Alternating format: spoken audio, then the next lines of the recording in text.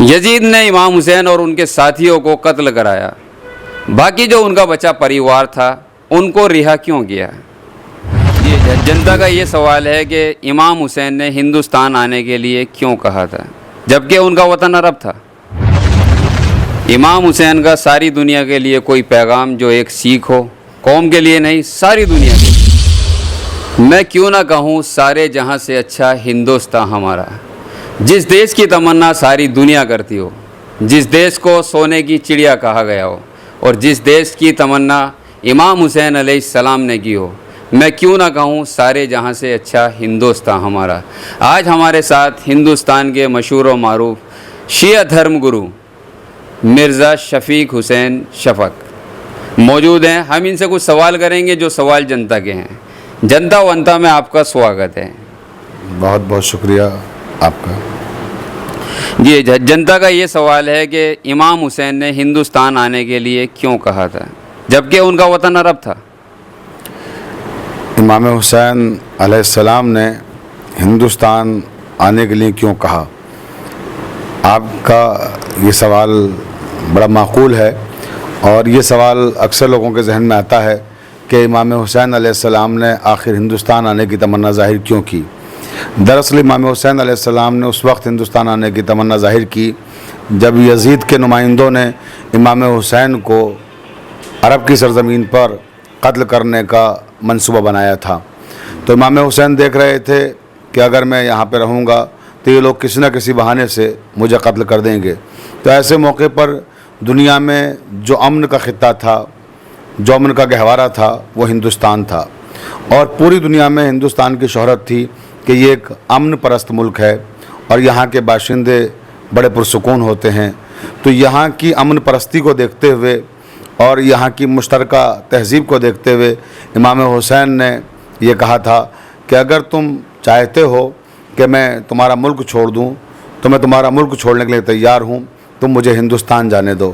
یعنی میں یزید کی بیعت نہیں کروں گا، ملک چھوڑ دوں گا، اور ملک چھوڑوں گا تو یہ ہماری خوش نصیبی ہے کہ انہوں نے جب عرب چھوڑنے کا ارادہ کیا تو انتخاب ہندوستان کا کیا کہ میں ہندوستان جانا چاہتا ہوں۔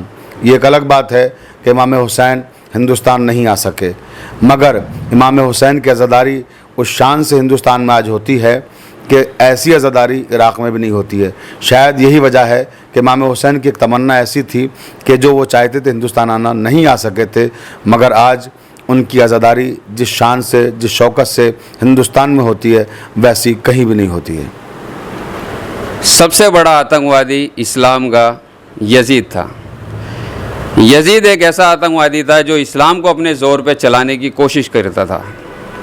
یزید نے امام حسین اور ان کے ساتھیوں کو قتل کرایا، باقی جو ان کا بچہ پریوار تھا ان کو رہا کیوں کیا؟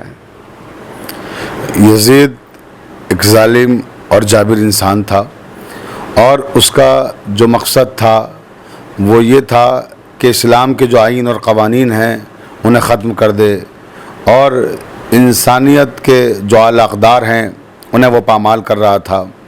ایسی صورت میں امام حسین علیہ السلام نے اس کے خلاف آواز حق بلند کی اور گویا ایک طرح سے ظلم کے خلاف بغاوت کا اعلان کر دیا۔ اب آپ کا جو سوال ہے کہ امام حسین کی شہادت کے بعد اس نے امام حسین کے اہل خانہ کو جنہیں قیدی بنا رکھا تھا انہیں رہا کیوں کر دیا؟ اس نے رہا اپنی مرضی سے نہیں کیا۔ 1 سال تک اس نے قید کر کے رکھا، اور جب 1 سال کے بعد اس نے دیکھا کہ شہادت امام حسین سے انقلاب برپا ہونے والا ہے، چاروں طرف بغاوتیں ہونے لگی ہیں، اب اگر اس نے ان لوگوں کو مقدرہ سے عصمت و طہارت کو قید خانے میں رکھا تو چاروں طرف بغاوتیں ہو جائیں گی، تو ان بغاوتوں سے بچنے کے لیے انہی نے ان کو رہا کیا۔ اور امام زین العابدین علیہ السلام کو بلا کے یزید نے کہا کہ آپ اگر چاہیں تو مدینے میں رہیں، آپ چاہیں تو مکے میں رہیں، آپ چاہیں تو یہاں رہیں، آج سے آپ آزاد ہیں۔ تو یزید نے انہیں جو آزاد کیا وہ اپنی مرضی سے نہیں کیا اور کوئی اہل بیت سے محبت میں نہیں کیا ہے، اس نے اپنی حکومت کو بچانے کے لیے انہیں رہا کیا تھا۔ امام حسین کا ساری دنیا کے لیے کوئی پیغام جو ایک سیکھ ہو، قوم کے لیے نہیں ساری دنیا کے لیے؟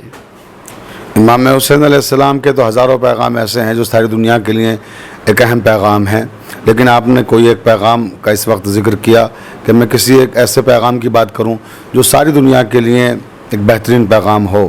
تو امام حسین علیہ السلام کے جو آخری وقت کے کلمات تھے جو کربلا کے میدان میں انہوں نے کہے، میں انہیں اس وقت دہرانا چاہتا ہوں اور ساری دنیا کے لیے نظیر بنا کر پیش کرنا چاہتا ہوں۔ امام حسین نے کربلا کے میدان میں فرمایا تھا کہ ذلت کی زندگی سے عزت کی موت بہتر۔ تو یہ جو پیغام ہے ذلت کی زندگی سے عزت کی موت بہتر، یہ ساری دنیا کے لیے ہیں۔ اس میں نہ کوئی مذہب کی قید ہے اور نہ مسلک کی قید ہے۔ آپ کسی بھی مذہب کے ہوں، کسی بھی مسلک کے ہوں، ہر انسان چاہتا ہے کہ ذلت کی زندگی سے عزت کی جو بہتر موت ہے اسے قبول کر لے، اور اگر زندگی مل رہی ہے تو وہ عزت کی ملے۔ ذلت کی زندگی نہیں جینا چاہیے۔ امام حسین نے یہی پیغام دیا ہے کہ جب بھی اگر زندگی میں ذلتیں آنے لگیں، رسوائیاں آنے لگیں، تو ان رسوائیوں کے پردے کو چاک کر دو، ان ذلتوں کے پردے کو چاک کر دو اور عزت کی موت کو قبول کر لو۔ جی بہت بہت شکریہ، آپ ہمارے چینل جنتا ونتا پہ آئے اور لوگوں کو پیغام دیا۔ امید کرتا ہوں کہ آپ کو یہ ویڈیو پسند آئے گی۔ اگر آپ چینل پہ نئے ہیں تو سبسکرائب کیجئے، شیئر کیجئے، لائک کیجئے۔ Thank you so much.